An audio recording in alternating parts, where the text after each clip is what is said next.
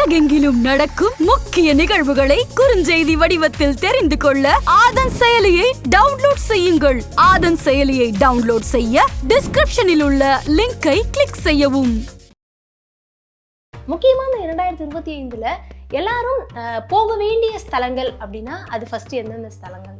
2025ல என்ன பிரச்சனை அப்படின்னா பொருளாதார பிரச்சனை, அப்புறம் காலதாமத திருமணம், அப்புறம் புத்திர பேரு. நினைத்தாலே முக்தி தரும் அண்ணாமலை. பொருளாதாரத்தை எல்லாமே சிரமப்படுத்தும். பரிகாரம் பண்ணாம அண்ணா என்ற அண்ணாமலையார் நினைத்தாலே பலன் கொடுக்கக்கூடியது.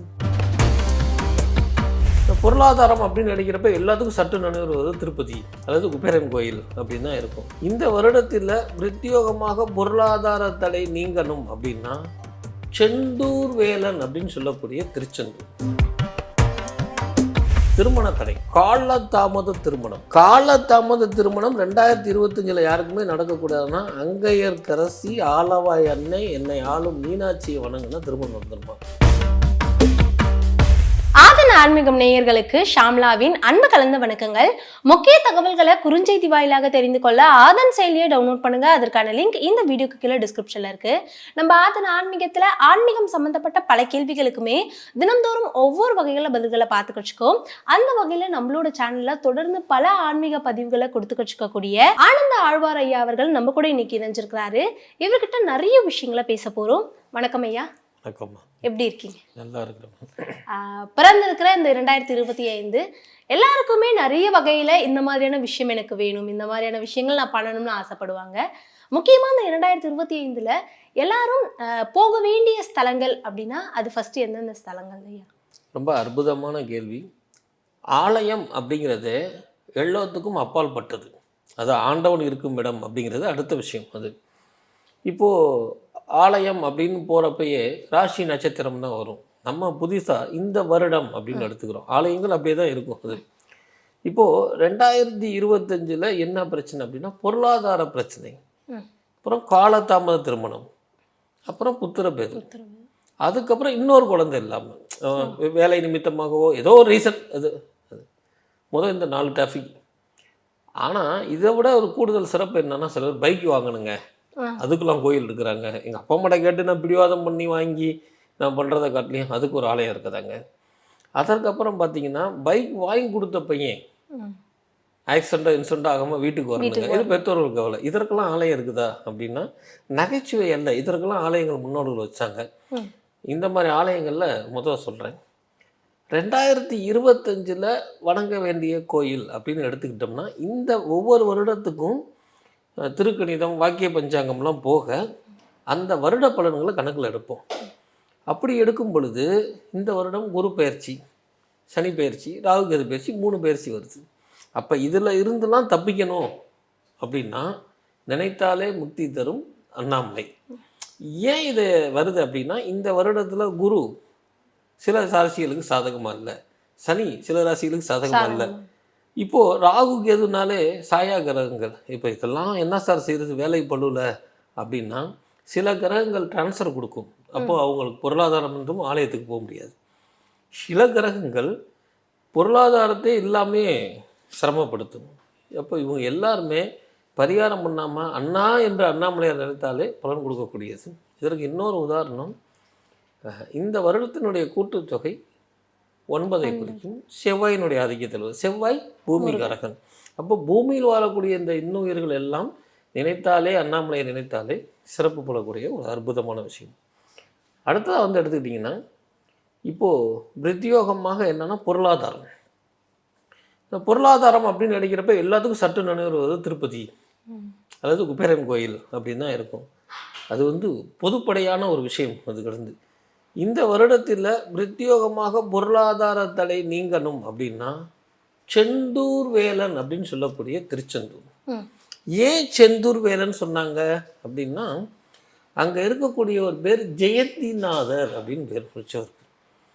திருச்செந்தூர் வரலாறு நிறைய இருக்குது. அது இன்றைக்கும் பார்த்திங்கன்னா நம்ம காரைக்குடி செட்டிநாடு பக்கம் மட்டும் இல்லாமல் படிப்படியாக இப்போ திருச்சி விழுப்புரம் முடிக்க வந்துருச்சு. புது கணக்கு போடணும்னா அடுத்த மாதம் ஏப்ரலில் திருச்செந்தூரில் போடுறேங்கிறத இப்போ சமீப காலமாக கேள்விப்பட்டு இருக்கிறோம்.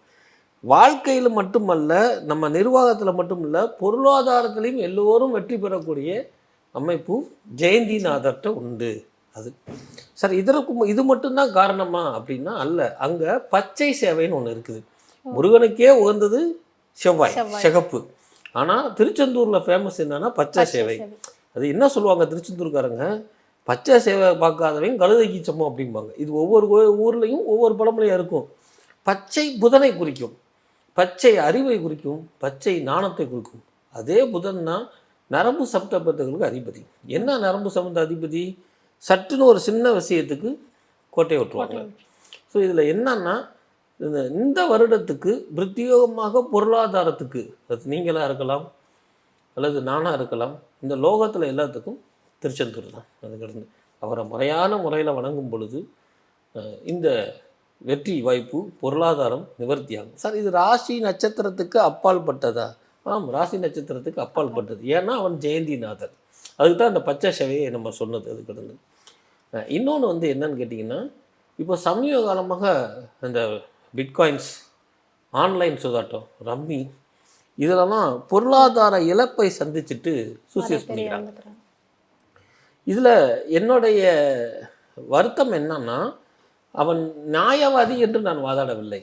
ஆனால் அவன் எதையோ எதிர்பார்த்து இப்படியாவது வழி கிடைக்குமா என்று போகக்கூடிய ஒரு அமைப்பு. அவனுக்கு 1000 தேவை இருக்கும். அது ஸோ அதை தடுக்கணும். அந்த மாதிரி இன்னுமே இந்த லோகத்தில் யாருக்கும் நடக்கக்கூடாது அப்படின்னா அந்த பொருளாதார தடை தான் அந்த இடத்துல மெயினாக இருக்குது. அந்த பொருளாதார தடை இருக்குது.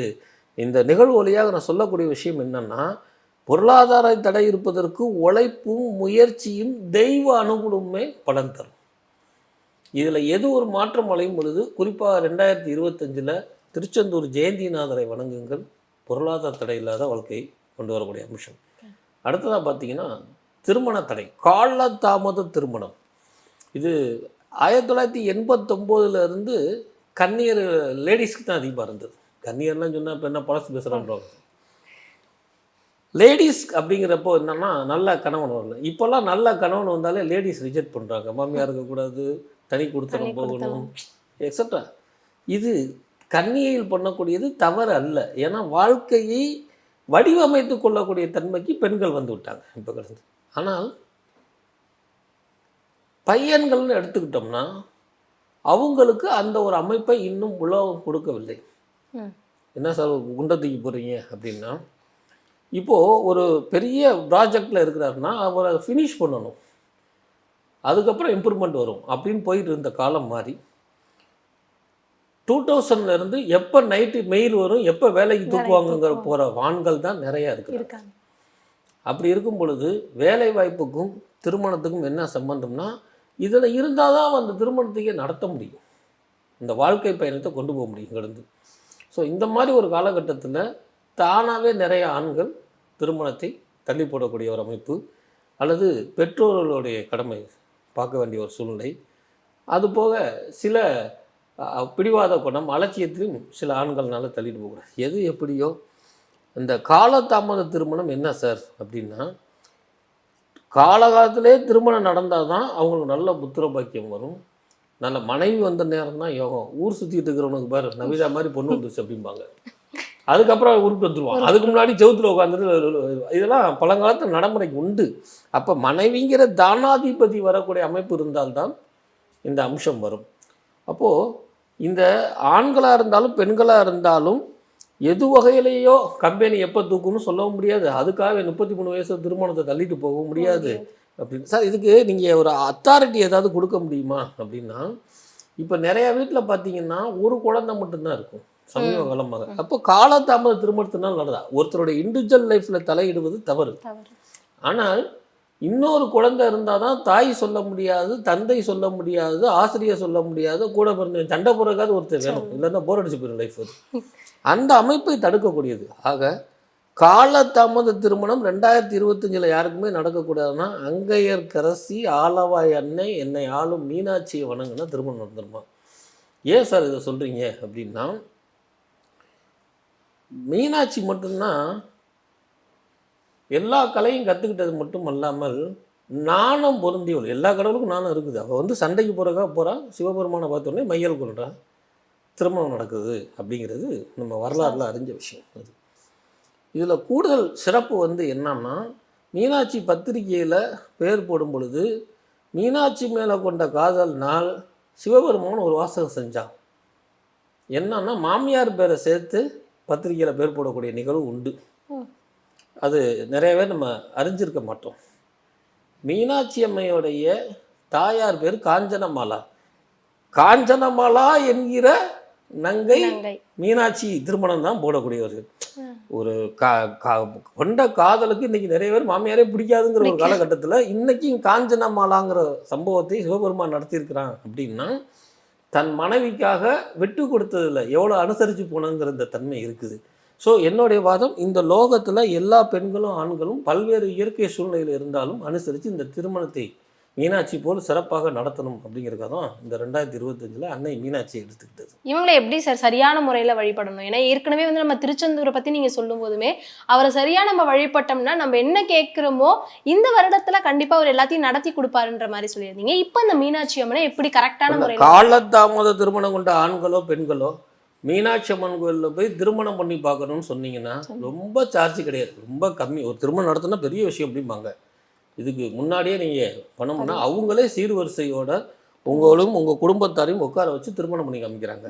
அன்னை அவள் மனம் குளிர்ந்தால் கல்யாணமாகதவனை பார்த்த உடனே இவனும் கல்யாணம் ஆகாமல் இருக்கிறாளா, இவளுக்கு தலையை கட்டு அப்படின்னு சொல்லலாம். சிவபெருமான்ட்டே நானே பொண்டாட்டிட்ட மாட்டிட்டே நீ இன்னும் மாட்டாமல் இருக்க, நீ மாட்டா அப்படின்னு சொல்லக்கூடிய அமைப்பு உண்டு. இதற்கு நாள் கிழமை அப்படின்லாம் கிடையாது. இது பேசும்பொழுது சில பேர் ராகு காலமாக இருக்குது, வெள்ளிக்கிழமை மாதிரி திருமணம் பண்ணலாமான. கோயிலுக்கு வெளியில தான் எல்லாம். கோயிலுக்குள்ளே போயிட்டோம்னா ராகு காலம் எம்மகண்டம் கிடையாது. ஏன்னா ராகு கேதுவே நம்ம தெய்வமாக வழிபட்ட தலம். ஸோ காலதாமத திருமணம் இனி நடைபெறாமல் 2025 சீக்கிரம் திருமணம் நடக்கணுங்கிற எல்லோரும் மிக எளிமை அற்ப 4000 ரூபா 3000 ரூபாலே எல்லாம் பண்ணி கொடுத்துட்றாங்க கடந்து. ஸோ அதை நடத்திக்கிறது ஒரு சிறப்பான பலனை கொடுக்கும். அடுத்ததாக புத்திர பாக்கியம். புத்திர பாக்கியம் அப்படிங்கிறது பல்வேறு காரணங்கள் குறிக்கக்கூடிய ஒரு விஷயம். அது இதில் மெயினாக வேலை செட்டில்மெண்ட்டுக்காக தள்ளி போடக்கூடிய அறியாத்தனத்தினால் அந்த புத்திர பாக்கியத்தை தள்ளி போட்டு விட்டு அப்புறம் குழந்தை இல்லைன்னு அவஸ்தைப்படுறவங்களையும் இப்போ நிறையா பார்க்குறோம் கடந்து. இதற்கு எண்ணற்ற கோயில்களாக இருந்தாலும் குருவாயூர் அப்படிங்கிறது சிறந்த ஸ்தலம். குருவும் வாயும் வணங்கின இடம் குருவாயூர். அதெல்லாம் காட்டி ஏன் சார் அங்கே கண்ணன் அப்படின்னா, கண்ணனாகப்பட்டவன் குழந்தையாக இருக்கிறான். அந்த குழந்தை கண்ணன் சொல்கிறத காட்டி அவனை குஞ்சு கண்ணன் அப்படின்னு சொல்லுவாங்க. ஆக்சுவலாக கேரளாவில் வந்து அப்படின்னா சின்ன கண்ணன், சோட்டா கண்ணன் சொல்கிறோம் இல்லையா ஹிந்தியில், அந்த மாதிரி குஞ்சு கண்ணன்னா ரொம்ப குழந்தையான கண்ணன் ஒன்று.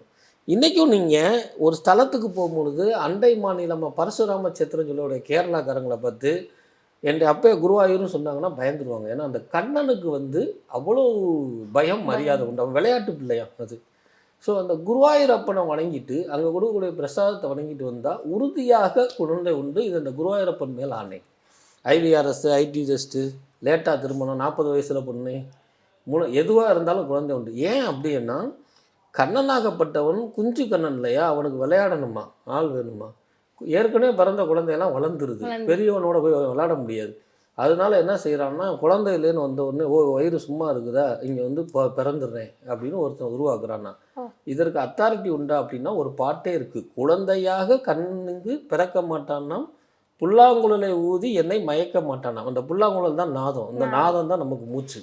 அப்போ அந்த கர்ப்பப்பையில் மூச்சு வரக்கூடிய தன்மையை கொடுக்குறான். இதற்கு ஒரு அத்தாரம் உண்டா சார்? நீங்கள் ஏதாவது ஒரு ஸ்டோரி மாதிரி சொல்லிட்டு போகிறீங்களே. அல்ல, இன்றைக்கும் பார்த்தீங்கன்னா குருவாயூரில் அன்னம் ஊட்டுதல்னு ஒரு நிகழ்வு நடக்கும். அது என்னன்னா குழந்தை பிறந்து 1 வயசான பிறகு குருவாயூரப்பா நீ கொடுத்த குழந்தையோட கொஞ்சம் விளையாடிட்டு நீனும் சாப்பிடுன்னு சொல்லி கூட்டிகிட்டு போவாங்க. இதில் அதிசயம் என்ன தெரியுமா, திருவண்ணாமலை, பாம்பே, தாய்லாந்து, சிங்கப்பூர் யார் வந்தாலும் அந்த குழந்தைய பார்க்குறப்போ கண்ணன் மாதிரியாவே இருக்கும். அது இன்றைக்கி இந்த அன்னம் ஊட்டல் நிகழ்வு நடக்குது. அப்போது அந்த கண்ணன் முன்னாடி அன்னம் ஊட்டினா அவனுக்கு ஆயுள் பலம் கூடுறது மட்டும் நீயாகவே வந்து பிறந்திருக்கிறாய். அது பெண் குழந்தையாக இருந்தால் கூட அன்னைக்கு கண்ணன் மாதிரி தெரியக்கூடிய ஒரு அம்சம் இருக்கும். ஸோ புத்திர பாக்கியத்துக்கு பெயர் போனது குருவாயூரப்பன். இதில் இன்னொரு விஷயம் வந்து என்னென்னா எங்கெல்லாம் சந்தோஷம் இருக்குதோ அங்கே கண்ணன் வந்து பிறந்துருவாங்க. இதற்கு கொஞ்சம் அநாரியமாக இருந்தாலும் இந்த புத்திர பாக்கியத்துக்காக அவங்க முன்னாடி சமர்ப்பிக்கிறேன்.